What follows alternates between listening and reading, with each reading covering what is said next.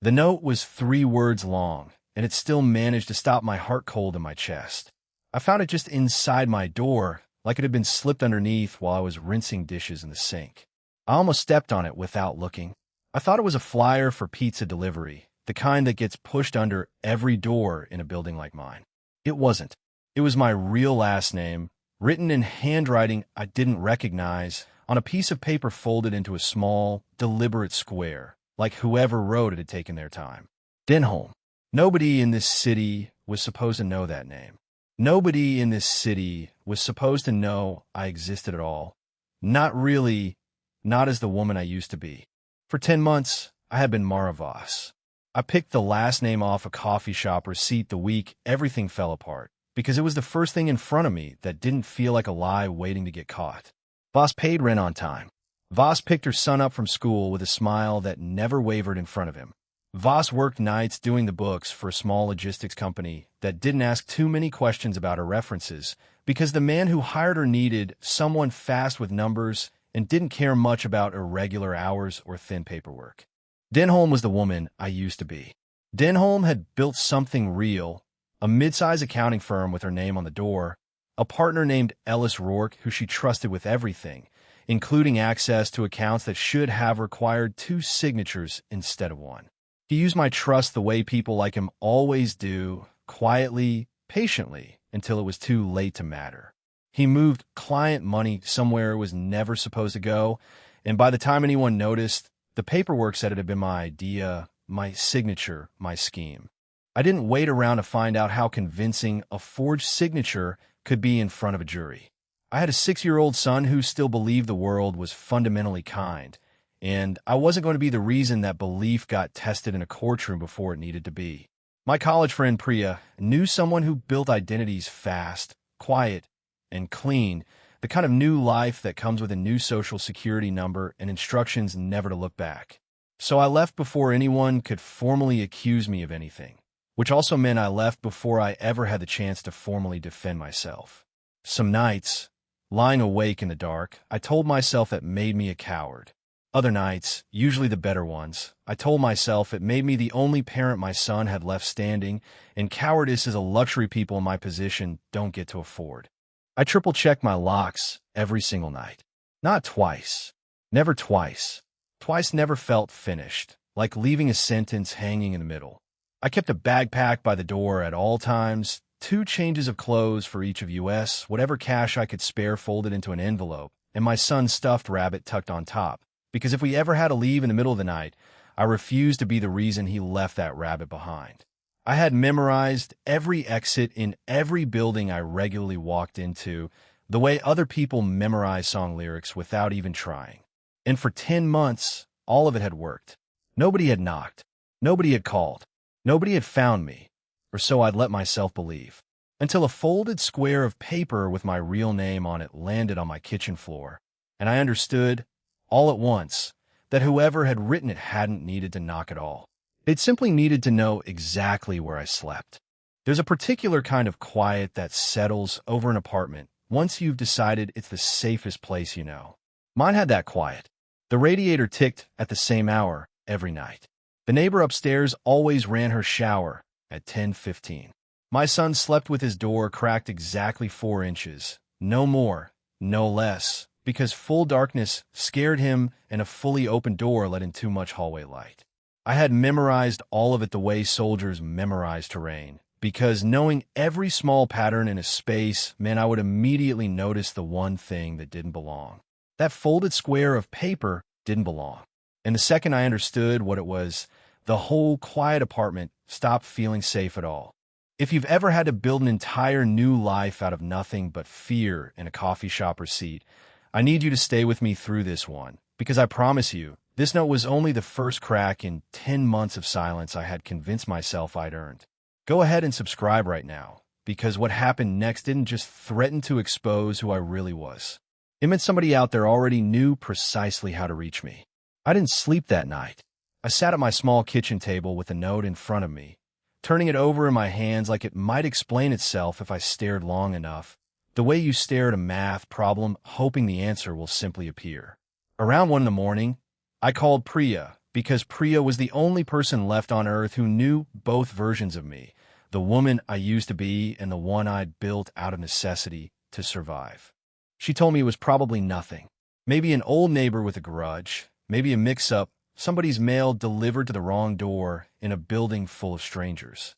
She told me not to panic, and more than anything, she told me not to move again, because moving meant new paperwork, new risk, new chances for something small to slip through the cracks and expose us both. I wanted so badly to believe her. She had never steered me wrong before, not once in 10 months. So I did what she said. I stayed put, told myself it was fine, and went back to my careful, exhausting routine of triple locks and packed bags.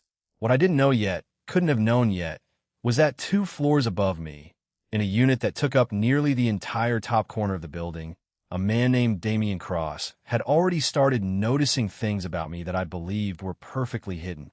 He'd moved in about 6 weeks earlier, quiet at first, the kind of quiet that draws attention precisely because it's trying so hard not to. I noticed him the way you notice weather shifting before a storm, more a feeling in the air than anything you could point to directly. Black SUVs that idled outside the entrance longer than delivery or pickup ever required. Men who stood near the lobby doors like they were waiting for a bus that was never actually coming. I told myself he was just another wealthy man who liked feeling important, the kind who needed an entourage just to walk to his own mailbox and back. I had absolutely no idea that Damien Cross had spent years training himself to notice people the exact same way I noticed him, because survival, for both of us, had turned watchfulness into a second language. His business, on the surface, was real estate holdings, buildings bought, and quietly managed across a handful of city blocks.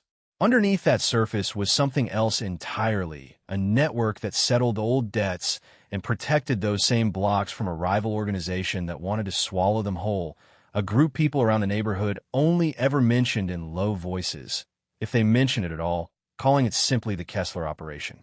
3 years before I ever set foot in that building, Damien's own business partner had sold him out to that very same rival. Not paperwork tricks like the ones Rourke had used against me. Something colder and more immediate. A shipment location handed over for a price, resulting in 11 brutal days in a holding cell before the charges evaporated for lack of solid proof. He walked out of that experience having learned permanently that trusting people inside his own circle was a luxury that got people hurt. So when he heard, secondhand, filtered through the kind of gossip that moves easily through a building full of doormen and supers who all know each other, that the woman in Unit 4 had reported a strange package mix-up to the superintendent, and that the very same week someone had been quietly asking around 2 blocks over about a person named Denholm, he didn't dismiss it as a coincidence. He learned the hard way that coincidences in his particular line of work almost never turn out to be exactly that. He had his people quietly review the building's exterior camera footage without asking me, without telling me, purely out of an instinct that had once kept him alive through 11 days he never wanted to repeat. The first time we actually spoke, really spoke, was in the hallway, both of us reaching for the same elevator at the same moment. It lasted maybe 15 seconds total. He said good evening, calm and even. I said it back sharper than I intended, because 10 months of constant vigilance doesn't simply switch off just because a stranger happens to be polite to you in a hallway. He didn't react to the sharpness. He just looked at me for a beat longer than a stranger normally would, and filed something away, the same careful way he filed away everything else that crossed his path. What I never noticed, and what he absolutely did, was the faint mark still visible on my wrist where my sleeve had slipped an inch too far, a bruise shaped unmistakably like fingers that had once gripped far too hard, weeks old by then but not entirely faded. He didn't say a single word about it. He simply filed away to, next to the note, next to the whispered gossip, building a picture of me I didn't yet know he was building. If you've ever had to decide whether to trust a warning from a total stranger, or trust absolutely no one at all, not even the person who's known you the longest, I genuinely want to hear it. Tell me down in the comments what you would have done in my exact place, because in 3 short days, I was going to have to answer that question for real, and I got it wrong before I finally got it right. My card was declined at the grocery store on a Tuesday afternoon. Not embarrassing declined, the kind that happens to everyone occasionally. Actually declined, flagged, the cashier looking at her screen and telling me my account had been marked for a fraud review, which meant something had gone wrong deliberately, not by accident. I logged in that night from my son's old laptop, the one with the cracked corner, and found the entire account frozen, pending investigation. Someone had reported unauthorized activity tied to the social security number attached to my fake identity, a number that shouldn't have been traceable to anything real unless whoever did it had genuine resources and genuine reach into places most people never touch. I didn't know his name yet, but the man responsible was named Callan Voss. No relation whatsoever to the last name I'd chosen off a coffee shop receipt. Just a cruel little coincidence that would matter far more later than I could have possibly guessed that night. He worked for Ellis Rourke, and his job in that moment wasn't yet to hurt me directly. It was to squeeze me, cut off my resources quietly enough that I'd either be forced to surface publicly to fix it, using my real name in the process, or become desperate enough to make a mistake he could use against me. My employer at the logistics company started asking pointed questions when my direct deposit bounced back twice within the same week. I told them it was a bank error on their end. I don't know if they believed me. I don't know if it even mattered by that point, because for the first time in 10 full months, someone besides Priya was starting to look at me a little too closely, a little too long. I did the math that night at my kitchen table with a pencil and the back of an envelope, because the laptop felt too exposed to trust with numbers that mattered. Rent was due in 9 days. My son needed new shoes. I'd been putting it off for 2 weeks, watching his toes press further into the front of the old ones every morning at the bus stop. There was exactly $61 in a separate account nobody else knew existed, my last resort money, the money I told myself I'd never touch unless we needed to run again. I sat there doing arithmetic that never quite balanced, the way it hadn't balanced in 10 months, and I thought about how strange it was that the woman who used to manage 7-figure client accounts for a living could no longer trust her own numbers not to be watched. 2 floors above me, Damien was hearing pieces of all this the way information tends to move through a building full of people who all know each other's business a little too well for anyone's comfort. The woman in Unit 4 had a bank flag the exact same day. Someone was overheard asking after a den home a couple of blocks over.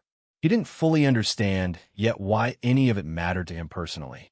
He only knew, with a certainty he couldn't quite explain, that it did. That night, an envelope appeared under my door. Cash inside, no note attached, delivered by a courier who told the superintendent it was simply a landlord refund correcting utility overcharge from the previous winter. I knew for a fact there hadn't been any overcharge. I stood in my small kitchen holding that envelope for a long time, torn between throwing it straight into the trash and quietly admitting that I needed it because my son needed groceries and pride has never once filled an empty refrigerator. If you've ever had to swallow your own pride because someone's smaller and more vulnerable than you needed to eat that night, I understand you completely down to the bone, and if this story has you feeling that same tightness in your chest right now, go ahead and hit like because fear takes your pride first, and it was far from the last thing mine was about to take from me before this was over. I confronted the building superintendent the very next morning about that envelope. He told me, without thinking twice about it, that it had come directly from Mr. Cross's people. Somehow that unsettled me even more than the money itself had managed to. I didn't want to owe anything, not one single thing, to the man with the black SUVs and the quiet men who stood near the door like sentries. He found me in the hallway that same afternoon. It didn't feel entirely like an accident, though he made it look effortlessly like one. Broad daylight, a fully public space, nothing that could ever be mistaken for a threat by anyone watching. He explained the envelope away as a genuine building policy error, smooth and practiced, like he'd said some version of that sentence 100 times before, which he probably had.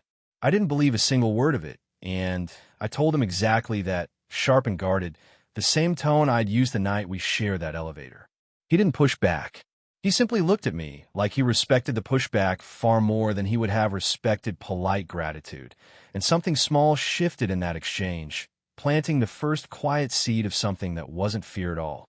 That very same day, Callan Voss escalated things in an entirely different, more personal direction. A photograph turned up in my mailbox.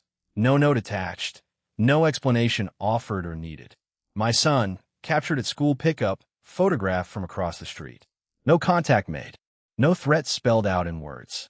Just clear, silent proof that whoever this was could get close enough to my child to photograph him without me ever knowing it had happened. I stood frozen in the lobby with that photograph shaking in my hands, and I felt something in me that had held steady for 10 months finally break loose. For the first time since I fled, I seriously considered walking straight into a police station and telling them absolutely everything. My real name, the fraud accusation hanging over my head, all of it, because keeping my son physically safe suddenly mattered infinitely more than keeping myself technically free. I actually made it all the way to the precinct. I had my hand resting on the door handle, ready to pull it open when my phone rang. It was the school. My son hadn't shown up on the afternoon pickup roster at all. He'd already been signed out by someone else. Her son is missing from school pickup, and she has no idea who took him. I need you to keep listening right through this next part, because everything about this story is about to change. I don't remember much of the drive back to the school. I remember gripping the steering wheel so hard my knuckles ached, white-knuckled the entire way, and I remember bursting through the front doors so fast a teacher actually called out for me to slow down. It was Priya. She had used her status as an emergency contact to pick him up a little early, framing the whole thing afterward as an innocent surprise, telling me her phone had died, so she hadn't been able to text me a heads up first. My son was completely fine. He was sitting happily in her car, sipping a juice box like nothing in the entire world was wrong, because for him, in that moment, nothing was. I was furious and relieved in the very same breath, which is its own particular kind of exhausting. I hugged him far too tightly. I thanked Priya more times than was probably necessary. But somewhere underneath all that relief, a small, quiet part of me noticed her explanation didn't quite fit together the way it should have, and I simply didn't have the energy left that night to ask why it bothered me. That evening, still visibly shaking, I received a message passed through the superintendent and then directly from Damien himself. He had an empty unit in his own wing of the building, better locks, no charge attached, no explanation required from me. He framed the whole offer as nothing more than an used inventory sitting vacant. I said yes before I'd fully thought it through. Not because of anything he'd specifically done to earn that trust yet, but because my son had almost disappeared from a school parking lot that very afternoon, and fear makes decisions far faster than careful logic ever does. The new unit was quiet in a way my old apartment had never once managed to be. Damien made my son hot chocolate without being asked, without making a production, and didn't ask me a single invasive question the entire time he did it. He didn't push for my story. He simply let me offer whatever small piece of it I felt ready to hand over, at whatever pace felt safe. So I gave him a half version that night. A bad business partnership, I called it. I left out the fraud accusation entirely. I left out the name Denholm completely. He listened without reacting sharply, and something in the careful way he took it all and told me, he recognized the general shape of a story like mine, even missing half its pieces, because he'd lived through his own painful version of being falsely accused by someone he'd once fully trusted. This was the first night in 10 full months that I let myself feel something close to genuinely safe inside someone else's walls. And if you want to find out whether that safety turns out to actually be real, go ahead and subscribe right now, because I promise you it gets tested hard before it ever gets fully earned. 3 days later, someone filed a formal report with Child Protective Services using my real legal name, claiming I was an unstable, transient parent unfit to keep custody of my own son. The report targeted my old apartment, which sat completely empty by then since we'd already moved upstairs, which meant whoever filed it either didn't know we'd relocated or simply didn't care, because the real goal was never to physically find us. The goal was to put my real name into an official government system where it could start doing damage entirely on its own, no further effort required. Damien was genuinely alarmed at how procedurally specific the report turned out to be, the kind of precise detail that never comes from a stranger simply guessing at random. He used contacts of his own, quiet and legal adjacent, to trace exactly where it had originated, and the trail led directly to a burner phone number connected to a paralegal who used to work at Rourke's old accounting firm. That was the first hard, undeniable proof I had that none of this was random at all.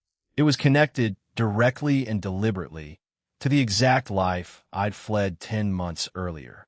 I told him everything that night, sitting across from him at his own kitchen table while my son slept down the hall. The embezzlement, the forged signature, the real reason I had disappeared before anyone could formally accuse me of a crime I hadn't actually committed. He didn't flinch, and he didn't lecture me about honesty or about hiding the full truth for 10 straight months. He told me, flatly and without a trace of judgment, that he understood better than most people what it felt like to be falsely accused by someone who was supposed to have his back completely, and to watch people who should have believed him choose not to anyway. There was a moment, right after I finished talking, where neither of us said anything at all. He got up, refilled both our glasses of water, even though mine was still half full, and sat back down across from me instead of beside me, close enough that I understood it was deliberate, that he was giving me room to breathe if I needed it. Then he told me about his own partner. Not the full story, not that night, just enough. A name he still couldn't say out loud without his jaw tightening slightly. 11 days in a cell, with no phone call that mattered, and no one on the outside who believed him enough to fight for his release faster.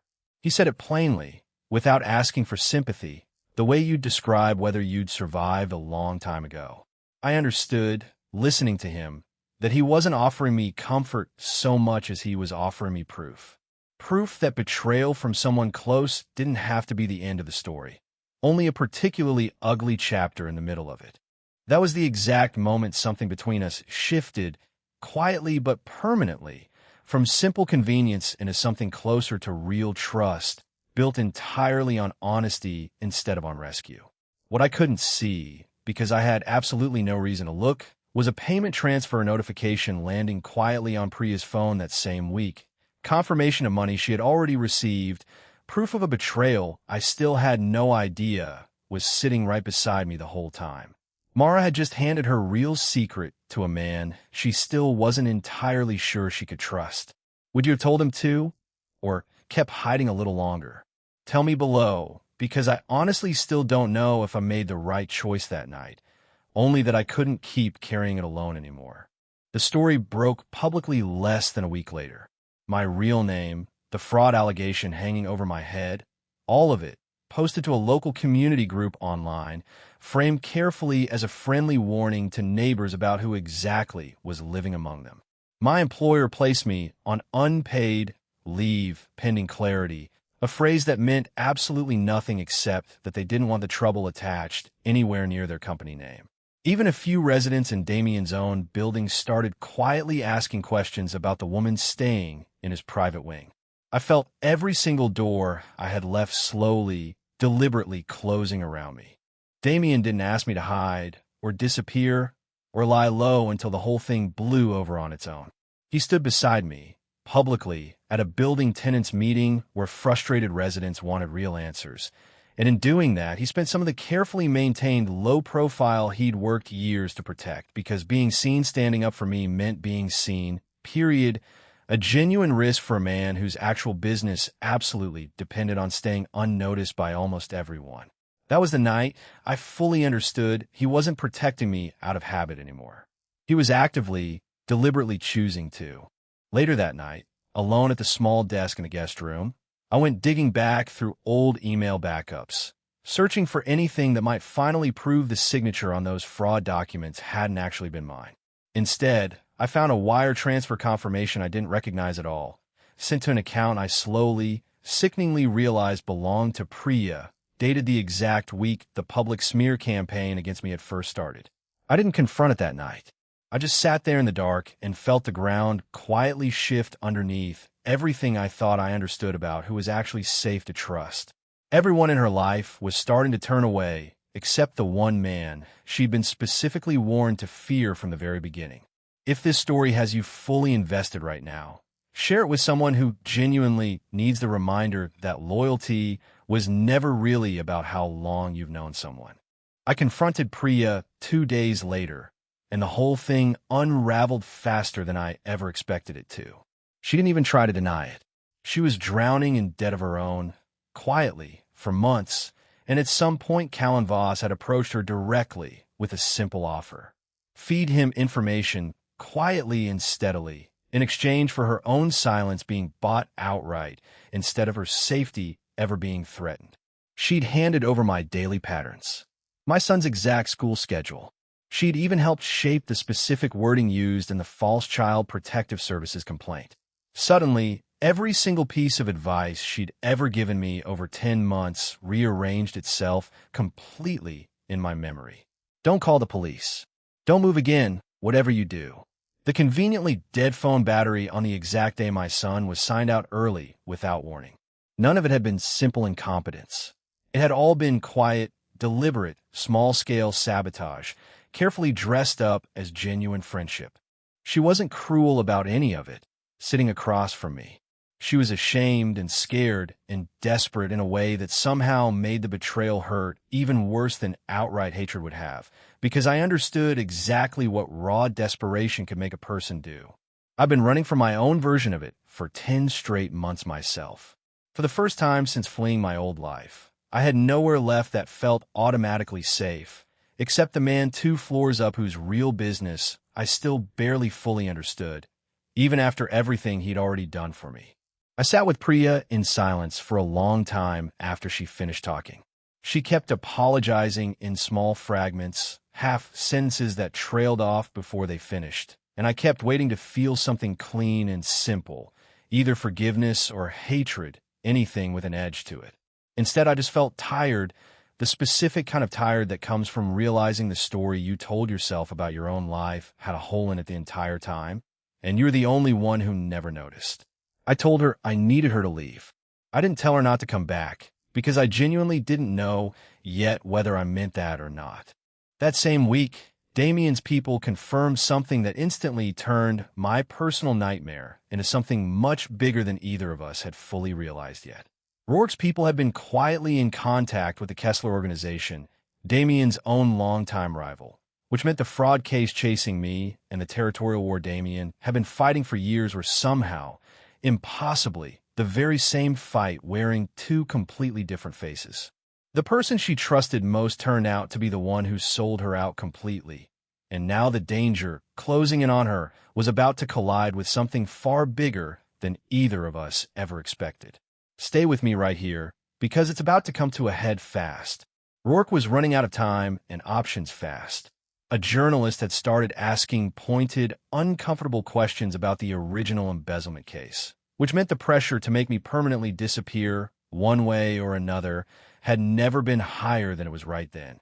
Callan Voss cornered me in an underground parking structure on a Thursday night, demanding I sign a notarized statement retracting everything I'd ever said against Rourke, telling me, in a voice far too calm for what he was actually threatening, that refusing would mean consequences that reached all the way to my son. I want to be completely honest with you right now. I was terrified in a way I hadn't let myself feel in 10 full months, because for the first time the danger wasn't hiding behind a note, or a frozen account, or a photograph slipped into a mailbox. It was a man standing 3 feet away from me in an empty concrete garage, and I genuinely had no plan whatsoever for what came next. Damien arrived within minutes, and not by some impossible accident or lucky coincidence. His people have been quietly tailing Callan ever since the Kessler connection first surfaced, tracking him the exact same relentless way Damien tracked everything that threatened what actually mattered to him. What happened next wasn't violence at all. It was leverage, plain and simple. Damien's people had already traced the wire transfers connecting Callan, Rourke, and a shell company linked to Kessler that had been quietly laundering the embezzled money for months. It was more than enough solid evidence to hand federal investigators a case far bigger than my small, terrified corner of it alone. Callan was detained that very night, not hurt, not silenced the way I half-braced myself for, just handed over cleanly and efficiently to people whose entire job was dealing with exactly this kind of hard evidence. The garage smelled like motor oil and cold concrete, and I remember focusing on that smell while it happened, anchoring myself to something ordinary while everything else in my life felt like it was tilting sideways. Callan's voice never rose. That was somehow worse than if he'd shouted. He spoke to me the way you'd speak to someone you were doing a favor for, calm and reasonable, like signing away my own truth was a small, sensible thing any rational person would do to protect her child. For one long second, standing there with my back nearly against a concrete pillar, I actually considered it. I thought about my son's face and how little any of the rest of it would matter if something happened to him, because I'd chosen pride over safety one more time. Then headlights swept across the far wall, and I heard car doors, more than one, closing with quiet precision instead of slamming. I stood there in that garage shaking, completely unhurt, and for the first time let Damien close the small distance between us without flinching away from it all. It wasn't dramatic. It wasn't passion born purely out of danger. It was quiet, simple relief, the kind that only comes after holding your breath for 10 straight months and finally remembering how to properly let it out again. She finally stood face to face with a man who had been hunting her for 10 full months, and she didn't have to stand there alone. Go ahead and like this video if you needed her to win that moment just as badly as I did.